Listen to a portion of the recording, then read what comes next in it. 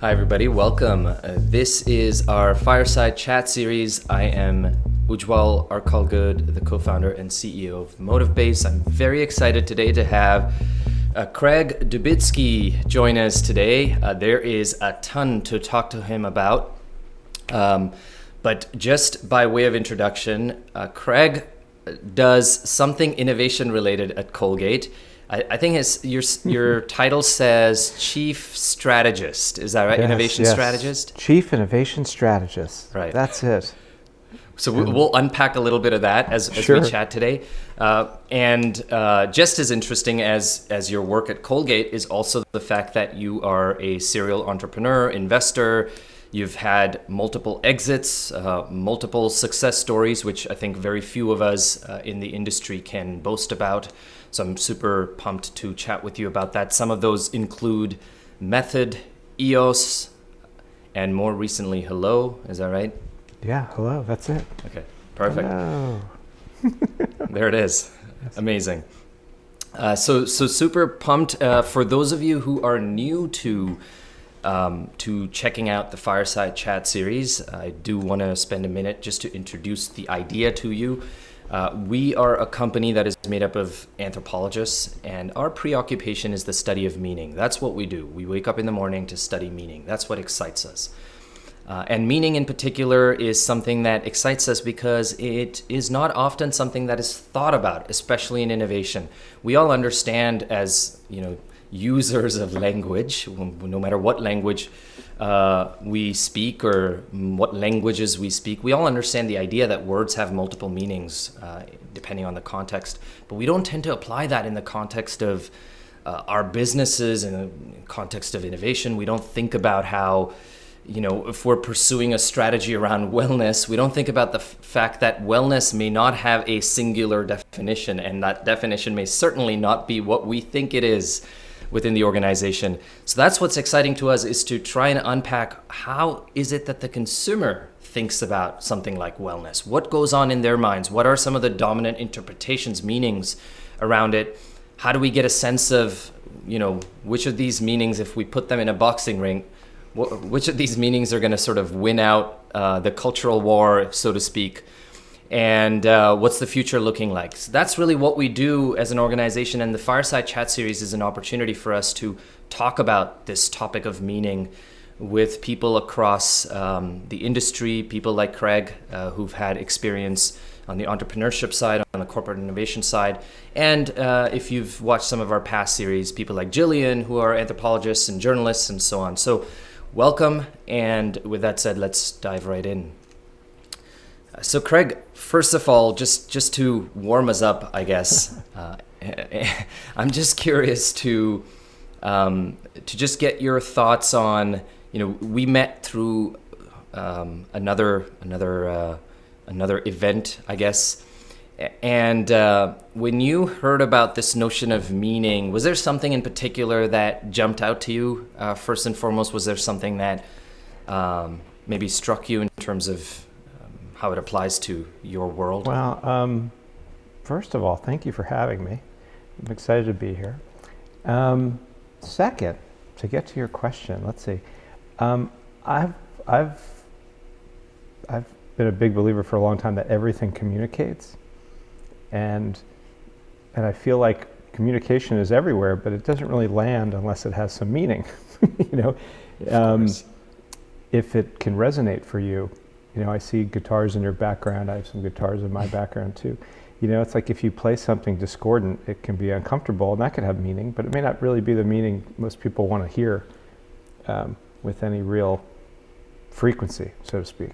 So, meaning is what matters. And if you can capture somebody's imagination, if you could touch them in some emotionally relevant and resonant way, that's the magic, and I sort of live for that. That's what I get really excited about. I'd love to hear that. I actually have a personal story to share because about a week ago, so my daughter's 3.5, she's going through this phase where she will not sleep through the night suddenly. So every night I'm in her room, my wife's pregnant, and congrats. so I don't give her that. Yeah, thank you. I don't give her that duty, so I'm there every night, waking up 4 times a night with her. And of course, it was inevitable. One night, I lost it. I was upset, and I yelled at my daughter, and she started crying, and it just broke my heart in that moment. And so the next day, I was sitting down, having a glass of scotch, and I wrote a song about my sorrows, about feeling bad. Scotch and songwriting, my daughter. Yeah, they go together. Exactly, it's perfect. So I wrote this song, and I played it to my wife, and I said, I think this is the best song I ever wrote. And she said, you've written better, but this has a lot of emotional meaning to you. So I get why you think that. And it's just, yet another example of just how things have meaning and different meaning to different people for various reasons. And it doesn't just apply to work. Yes, and how if you choose the right partner, they have no problem telling you anything.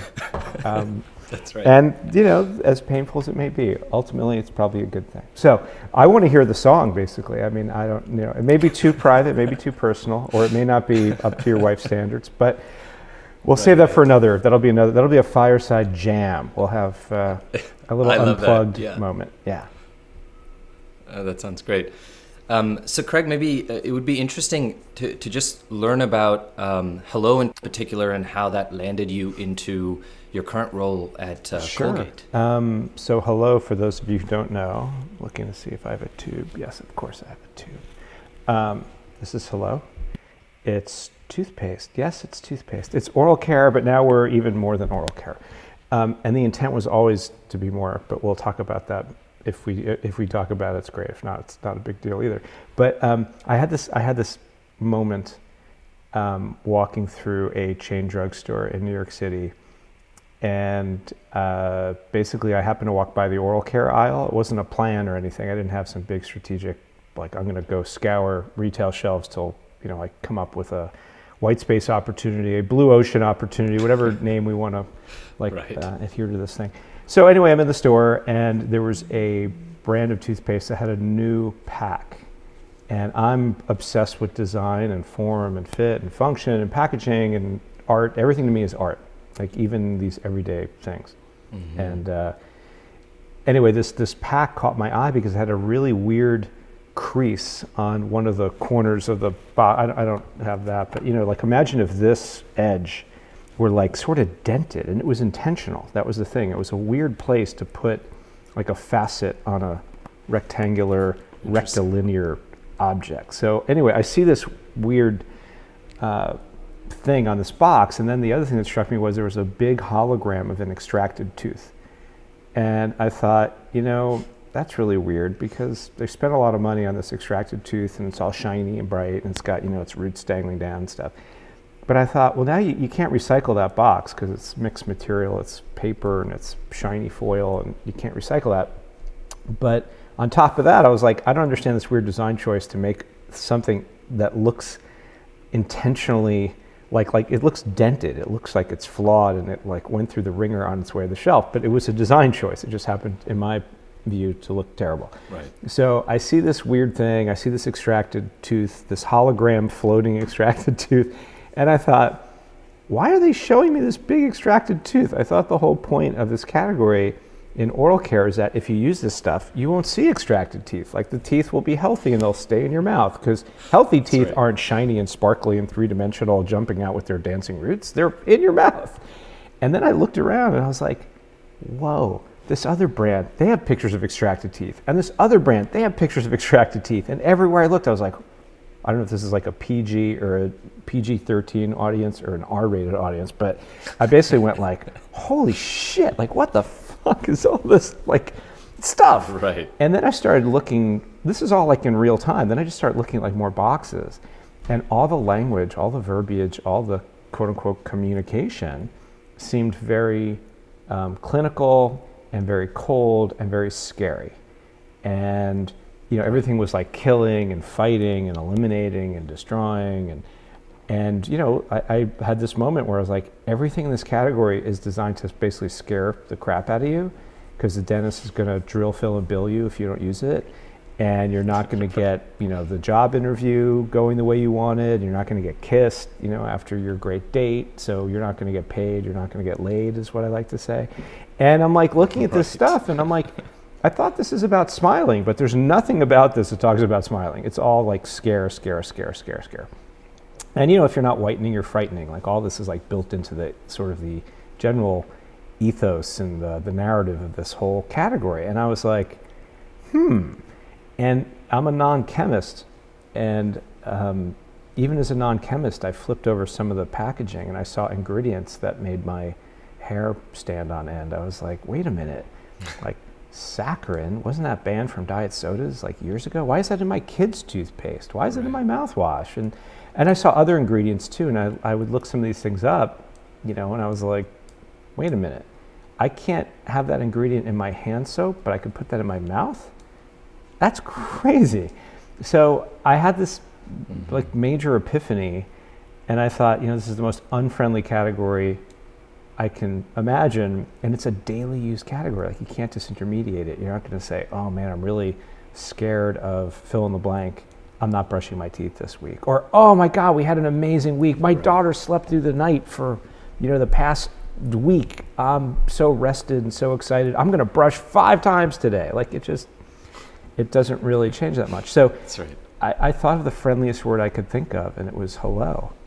And I trademarked the word hello all over the world in all these different categories, which seems, you know, a little crazy, but to me, it was a gift. It was a miracle. So, yeah, I started Hello. I had met a formulator a few years prior, and she was awesome.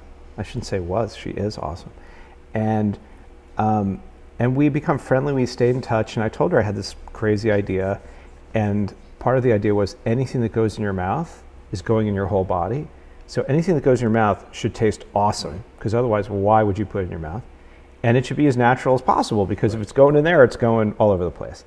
And I said, I really wanted oral care that was like as natural as we could make it, but really effective, because oral health and whole body health are truly inextricably linked. So I threw down this challenge, and she's like, I'm all in. So we started formulation work, and then I liberated 3 people from another big CPG company, and we opened up shop, and it was me, 3 people, and a dog.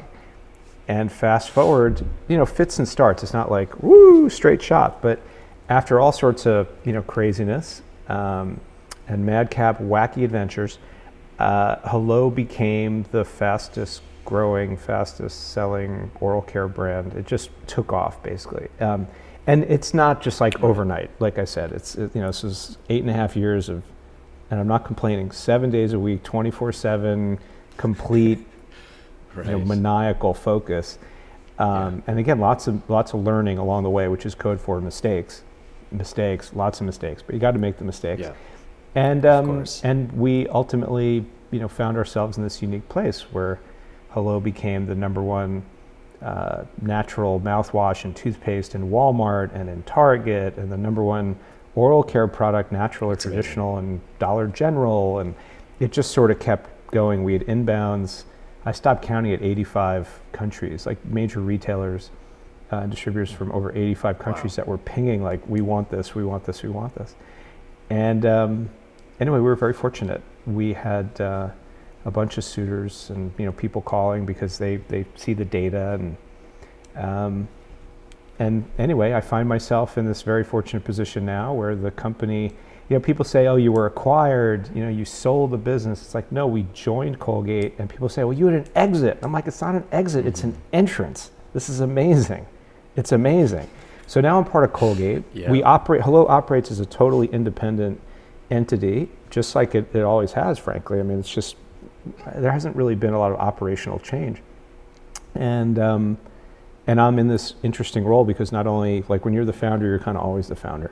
So I'm the founder of Hello, and I still operate as this chief creative person, and helping out on everything from, you know, innovation, creative, NPD, like you name it.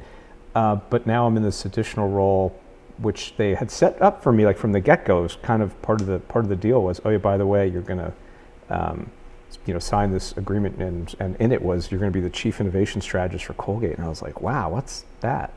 And are you sure? Like, I don't know how to tuck in a shirt. I'm dressed up today. I like buttoned up a little higher for you. So, I'm like super cash, like shaving. What's that? So, but yeah, they were like, no, you think differently, and we like, we like the way you think, and we like diversity all around, and we like diversity of thought, and you're going to help us. And I was excited because the other little thing I learned after, like way after we partnered up with Colgate, was this is the coolest thing about Colgate. It's why I'm really excited to be there. Colgate is this very humble, very quiet company.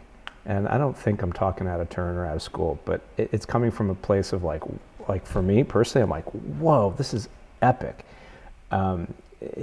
They're the single most penetrated brand in the world. 67% of every household in the world wakes up to Colgate in their house. Like, that's amazing. The next nearest brand is 40%. So they operate in over 200 countries, 35,000 people all over the world, super best in class, killer R&D, and they're like, Craig, like, you're an entrepreneur. You're you're thinking differently about these things. Like, let's go. I'm like, this is amazing. So I'm the luckiest person. For some of you, if you're watching, I'm the luckiest person. So yeah, it's been really cool. You talked about the linkage between oral health and overall health, and I think and this is a common conversation we have with corporate innovation teams.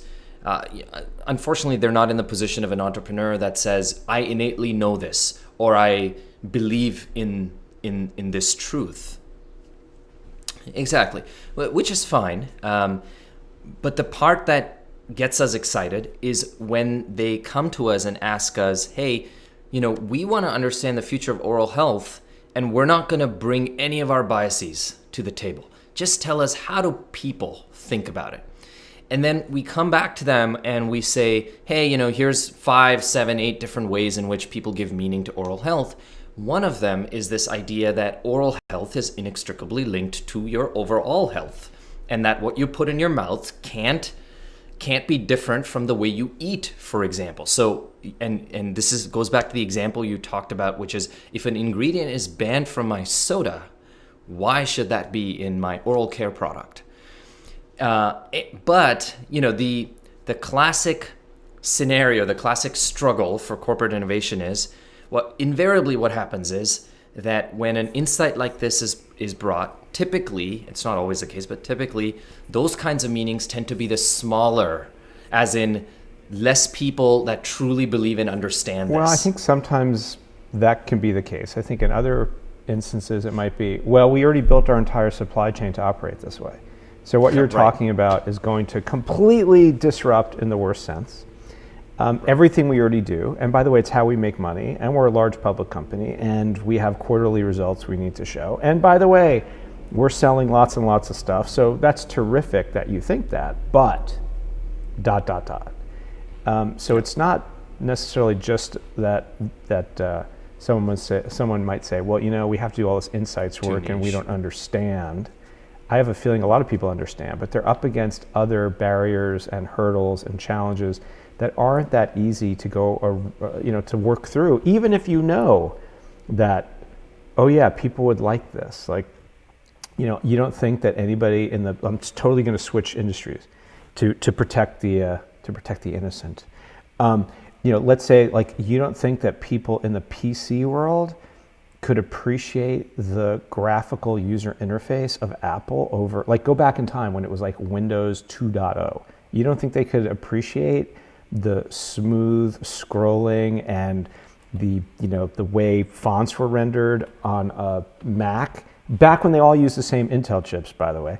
Like, you don't think they could appreciate that? But to go change everything that it would take to do that would be just, like, we'll get to that in the next version. We'll take our time and we'll iterate, right? So it's not that they're bad people, or that and you're not saying that either, or that they don't understand. I think a lot of times there's a lot of understanding, but there are things in the way. And that's where someone could show up and say, you know what? No, all of our cars are going to be electric. We're never going to make an internal combustion engine car from the get-go. It's like, well, you're not burdened. There's no legacy for you, right? Well, so what if there's no infrastructure? We're going to raise a ridiculous amount of money and we're going to build charging stations. It's like, fortune favors the bold. Well, that's terrific. If you're in a climate where you could go raise all the money you need and you could go on social media and other forms of communication and share, thinking that all the incumbents before didn't have access to that, or their brands didn't resonate that way, or there wasn't someone who's going to tell the story in quite as dramatic a way. So there are a lot of other things, I think, beyond the nuance of, there's an insight, women want to be able to find their lip balm in their purse, so we're going to make this cool form, I didn't invent the egg. I didn't invent a sphere. I didn't come up with the notion that the average woman ingests 5 pounds of petrochemicals from her lip balm and can't find, the one in her purse that she wants. But yet, was able to make something very different. I completely agree with you. I think the part that is exciting for us is the moment when we get the opportunity to ask that question of what does something really mean, and sort of going back to that earlier statement of when a client says, hey, go study the meanings around blah, and we're not going to tell you anything, and we're open. That's step one to us, and that's the most exciting part, because then that tells us, okay, now the organization's open to listening. Sure. And then the journey begins. Another thing that we've had some interesting experiences with is that, sometimes you find clusters of meaning that quantitatively are smaller, as in there's smaller communities of people that care about that today, right? That doesn't mean it's going to remain small in the future, but it's just small, niche, at the moment, niche, if that's a word, at the moment. But the interesting thing we found is, and we've been doing this with a lot of clients, we were recently exploring a cluster of meaning that was relevant to about 25 million Americans.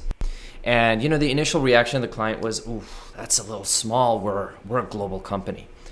And then one of the people in the room said, actually, hang on a second. If I think about our penetration in this category, our household penetration in this category in the US, it's about 33 million households.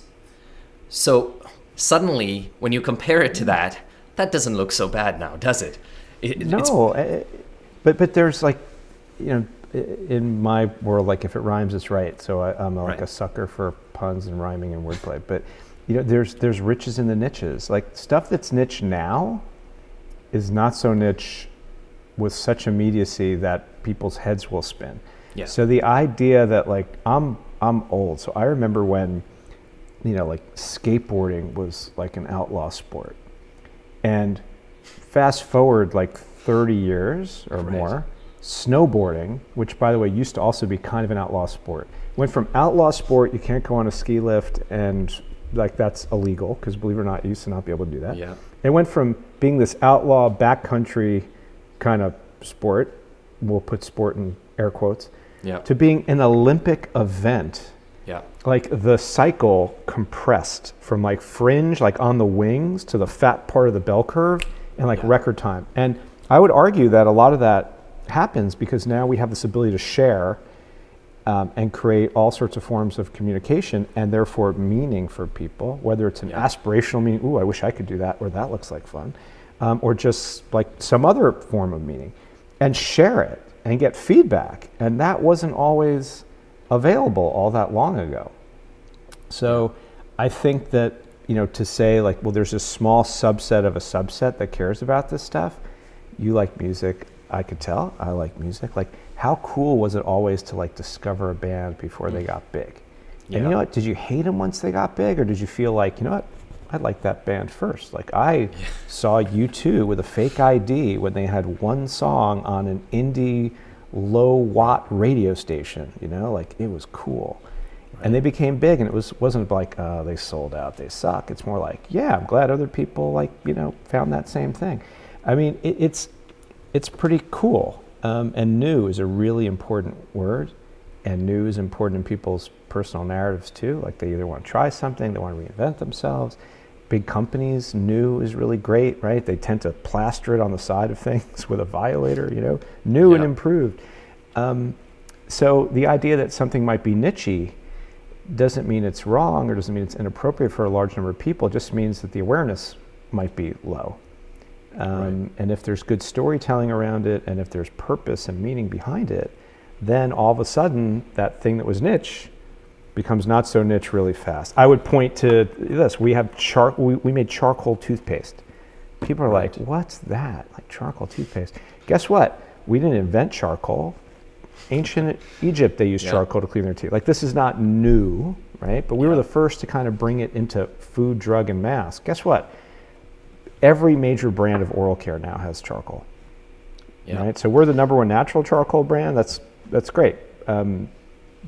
It's terrific. But now charcoal is like its own thing. How many interesting looking lip balms are there now? How many natural cleaning products brands are there now? So these things, like they start out as niche, they get very mainstream very quickly, right? Electric car, and it's really expensive.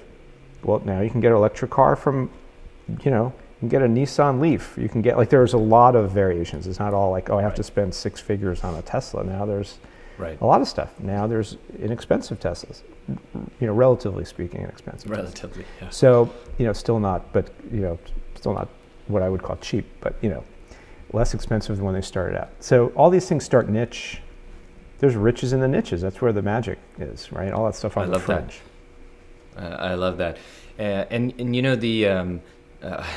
my mom, she lives in India, and she always makes this joke whenever she travels to visit us. She loves going to the grocery store or the pharmacy to look at all these personal care products. She just finds it fascinating. Because what she finds fascinating is how stuff that may have been sort of part of ancient wisdom in a particular culture now shows up here. Ayurvedic and everything now. It's like, wait a minute. It's incredible. Turmeric is in everything, Is in everything, yeah. Yeah, and she keeps joking, saying, because in India still, a lot of poor people still brush their teeth with Miswak neem, yeah. Yeah, it's just a twig, I guess, of neem, and they just chew it, and it has antibacterial properties and whatnot. Mm-hmm. I have tried it, and it tastes horrible. But, I'm waiting for the time when tasting horrible, it's like the Buckleys of toothpaste, right? Well, that's the thing. It's like, or Marmite, or, there are all these things, it's, that's right. It's an acquired taste, or it's a dare, That's right. Listen, there's some very famous brands that were, it was part of their, I hate to use this word, but it's like part of their shtick, right? It's like you can do it, endure the nastiness, because there's going to be this benefit.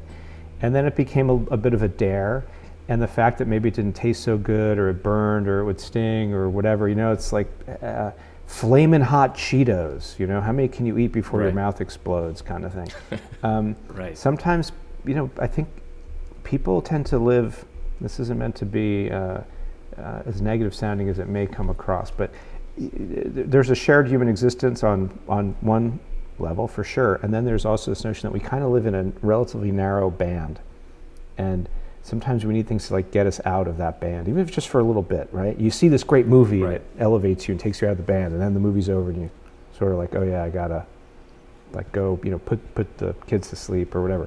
You watch professional sports, someone who can do something you couldn't imagine doing, jumping, flying, skating, surfing, whatever it is. Wow, they're so good at that. They dedicated themselves. They have this innate physical ability. Holy moly.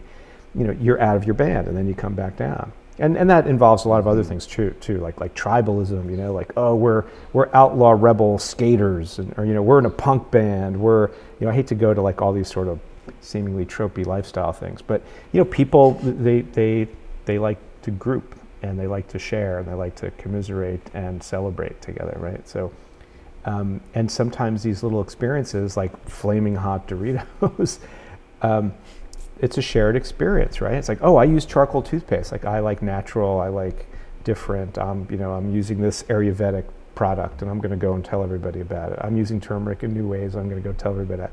And the everybody might be very small for that person. But guess what? Fast forward, it's not so small anymore. Completely different ballgame. Yeah, absolutely. And so Craig, what I would love to do is take a bit of a philosophical turn to our conversation here. Because this is an interesting topic for me, and I've since the first time I met you, I've been dying to talk to you about this. I'll start with a quick bit of research I did. In the last 5 years, every year there has been at least 20 to 25 mainstream books on empathy that have been out and about, all published by big publishers. Even last year. Yet nobody's really developing empathy. I mean, organizations still struggle with empathy.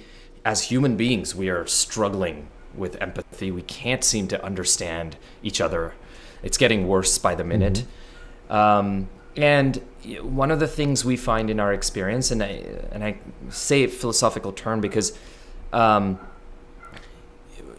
if you actually take a step back and think about what actually creates empathy, the first step, which is not talked about enough, is understanding. I was literally waiting because I was going to say, well, the first thing is understanding. And you haven't really asked me any question yet, but I want to throw something in, which is one, to say I am empathic to the idea that empathy is critical is an understatement. And several years ago, when we were looking to grow our team, we did, we went through some exercises that were like the standard things. And we were seeing folks come in, and typically, for whatever the reasons are, I was sort of like at the end of the process, which, kind of honestly bothered me a little bit, but it's okay. I was at the end of this process. And I remember meeting with somebody, and they were, a lovely person and quote unquote qualified and everything, but I wasn't sort of like feeling the vibe for whatever the reasons are. And these things happen, right? It wasn't like a personal thing. I just was sort of like, the background, like, how's this person really thinking? And I want to understand more about how they thought, especially creatively. Right. So I asked them to like caption something. I said like could be one word, hashtag, like here's a hello social post, put like just anything. It wasn't like a trick question. I was like, if you need to go to the restroom, you need to make some phone calls, check your email, like how about I come back like half an hour? And just write like one sentence or one word, hashtag, one word, like whatever you want. And someone saw me walk out of the room and they're like, what are you doing? And I explained what I'd asked this candidate to do, and they were really offended. They were like, I would never do that. That's so inappropriate. And I was like, well, I don't see that as inappropriate. Like, I want to get a sense for how they think and how they feel. And this was for a more creative type of marketing role. So it wasn't like I was asking a biomechanical engineer to paint, like the Mona Lisa or something. Like that could have been maybe a little strange. But anyway, long story short, this person ended up not being the one. And I told the person who said it was inappropriate. She said, I'd never do that. And I said, well, then I'd probably never hire you, because it's not about doing whatever the person in the interview wants. It's about like being open and willing and open-minded. And fast forward, I basically developed this, I call it homework, but I ask people when they get sort of to a certain point to do this homework, and it's fun. It's not meant to be onerous and off-putting. And the very first question is, there are two important questions up front. There's a lot of questions, but it's all fun and easy. And one is, think of something you love and draw it. And when you ask somebody to draw, and by the way, drawing could be anything. It could be cut and paste, go to Google Images and, put things in, whatever you want, pictures of your kid, like you name it. We've had like everything. And the next question is, define empathy. That's the next thing. It just says define empathy, and there's a big blank page, and you can go to town. And sometimes you get the standard issue, like I went to the dictionary and I looked up empathy and I kind of, cut and paste. Right. Okay. And sometimes, the person that we're talking to for that particular role, like they need to be very, very specific and they're going to be literal about everything. And sometimes that's okay, for sure. I mean, there's no wrong answer. But then you get some answers sometimes that would like blow your mind. And I don't want to, divulge anything and, betray any confidences. But right. It's the most incredible exercise. And one thing I will share with you is there was someone on our team who told me at one point that I could talk about this. She told me that when she saw that and she read the question about empathy, and that when she read and saw this question of think of something you love, she said, I've never had a single company ever ask me about empathy and what it means to me and how to define it, and how ultimately the fact that you ask that question shows me that like you actually care about people. And I've never had anybody ever ask me, think of something I love and share that with me. And the coolest thing for us ended up being that what she did for what she loved, she drew the most elaborate, intricate, functional maze. She's a maze maker. It's what she does. She carves in wood. Wow. She etches in metal. She will blowtorch mazes. Interesting. She'll make huge murals, and they're all functioning mazes. And this homework had a start and an end in this really amazing, beautiful, ornate maze. And that's what she made. And the thing is, she's in supply chain and logistics. Like her job is figuring out how to get something from here to here through the most intricate process or set of processes with blocks and false starts and fake ends and all sorts of stuff. And when you can ask somebody what they love, and then what they love is actually like what like the organization like wants from them and needs from them. First of all, if you're doing what you love, it's never work, right? You never work a day in your life, so to speak. That old line, if you're doing what you love, and you'll get really good at it because you love it. You love it. It's not work. You're not toiling. You love it so much. So I feel like if we're empathic, empathetic, caring, good listeners, says the guy who's now doing all this talking, we can get to this place where people will say, I have meaning to this organization, to go back where you were starting. Right. And that this organization now is meaning to me because they're enabling me to do what I love and do it hopefully at a really amazing level. So I always found that part of my role was to magnetize the business so the coolest, smartest, best people could come and do their coolest, smartest, best work. That's that's what I want to do. And you do that because you're empowering people to take what's meaningful for them and apply it to what we need to do as an organization so we all do better. And then in doing that, we make more meaningful things for more people. Right. And everybody wins. The end. That's it. So easy. Yeah. No, I love that story. And I got goosebumps when you said she's a maze maker and then said she works in supply chain. So I guess, that's one of those cases where you figure out the thing that you really enjoy and that ends up being your job. And sometimes I do, and I do feel like even when I look at some of my closest friends, sometimes I wake up in the morning, let's say it's a tough day, I'm tired. I remind myself of how lucky I am to be able to do what it is that I'm truly passionate about every day.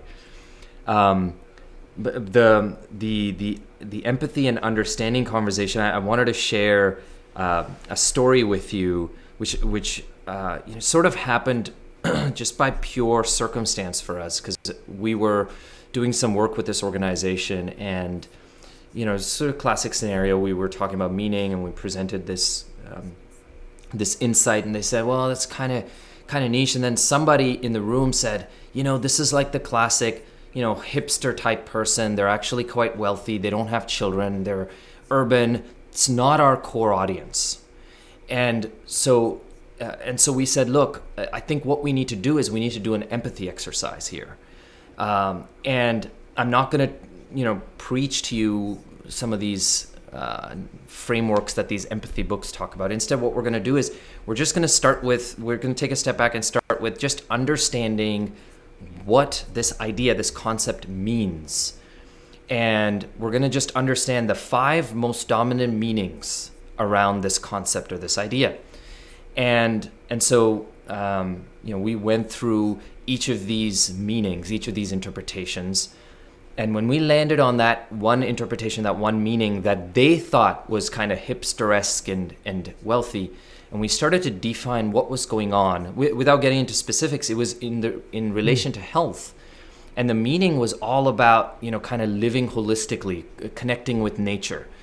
And lo and behold, we realized that actually the reason that meaning exists is because of the opposite of what they thought. It's not because these are wealthy people.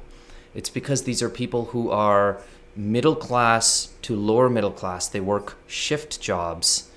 They are concerned about the future of their health and well-being. They're concerned about what their health insurance is going to look like. They're concerned about their children, about having money to pay for their children's education.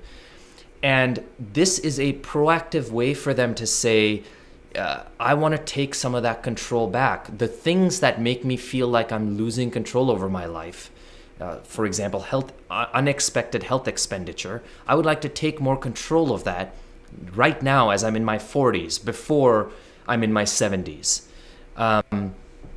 And all we did was just help the team understand why the same idea holds a different meaning. This notion of, sort of not trusting large corporations, or this notion of being cynical towards the government, to say, I need to take life into my own hands. This doesn't mean they're not going to buy from you because you're a large company. It's just about building empathy. And in order to build empathy, we have to understand why they hold the meanings they hold. And suddenly, lo and behold, the outcome is the opposite of what it initially was assumed to be. Wow, this is actually really interesting. In fact, surprise, surprise, we have a technology and a solution we're working on that I think will be absolutely perfect for exactly this. And so let's pursue this. I think there are happy accidents or surprises or wake-up calls for people all the time. Yeah. There are a lot of, I think, stories of organizations that have made something for one thing and it turns out to be used for something else, or that there's an adoption that occurs from a group that they never thought they'd ever reach. And sometimes it's it's good, sometimes maybe not so good. It just depends. I'm sure people who were making tiki torches weren't thinking that the tiki torch was all of a sudden going to be used to march with hatred, right? It's like tiki torches is going to be fun and backyard barbecues, and it's going to be great. And that's an extreme example. I'll give you another example. This car, the Honda Element. I don't know if you know that car. It's like a bread box on wheels, very square. They stopped making it, but I think they're going to bring it back. Yeah. So we have a Honda Element. So full disclosure, I love the Honda Element. Anyway, Honda Element, I'm told that the original audience that was intended for this car was that same kind of hipster who had a vibe and penchant for outdoor extreme sports. And the idea was you could go surfing, you could put your mountain bike in the back standing up because the seats folded out of the way, the interior was rubberized, and you could hose it out from all your extreme sports activity. You're gonna have to clean off your mountain bike before you went down to the beach to go surfing. And it was for this like active younger, I need all-wheel drive, I need the suicide doors so I can hose out the interior, all this stuff, right? You know who bought it? Me. And it turned out that the people that bought this car were like, I think their audience was like 24-year-old, millennial, urban hipster wanting to go to the outdoors types, and who bought it, but like old suburban, like dads. It was completely off. But you know what? They sold a bunch of elements, and now they tell me people are like collecting these things. So go figure. So sometimes, you just get lucky. And the other thing I'll share is that big companies face this dilemma of not only like they're big, they're public, they have to, deal with quarterly, reporting and stuff, but they operate at such scale that it's hard to take what seems like a chance on something that's going to be niche. And the thing is, every small company, that's like what they do, right? They identify a niche and they go for it.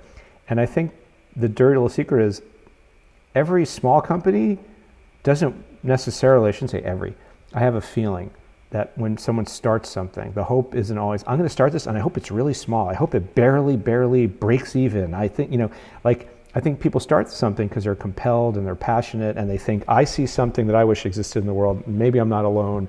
I'm compelled. I have to just make this thing. Like, I feel it. I'm right. I think it's going to be great. And by the way, I only want to sell one of them and barely make any money. No, they're like, we want to grow. It's like, the human condition is like, you want to walk, right? You're a baby, you want to walk, then you want to run. Like, we want to do that. And I think the dirty little secret is every small company kind of wishes they were a big company, but that they didn't lose their ideals and their passion, and nothing got diluted. For some financially, sure, but for many others, it's like the spirit of the idea didn't get diluted. And I think for larger companies, the dirty little secret there is they wish they could be as nimble and carefree as a smaller company, where they don't have to report quarterly earnings, and it could just be like, well, we just thought it was a good idea, so we went for it. The level of scrutiny is different, and by the way, it's not to cast any judgment. Like, these are two really interesting scenarios, and I think the magic that we're seeing is that large organizations are incredibly smart. And by the way, they started as a small organization. They didn't start out huge, right? They started small. Everything kind of starts small. So I feel like the larger ones are figuring it out, and they're like, how do we unleash that entrepreneurial spirit that was here a while ago?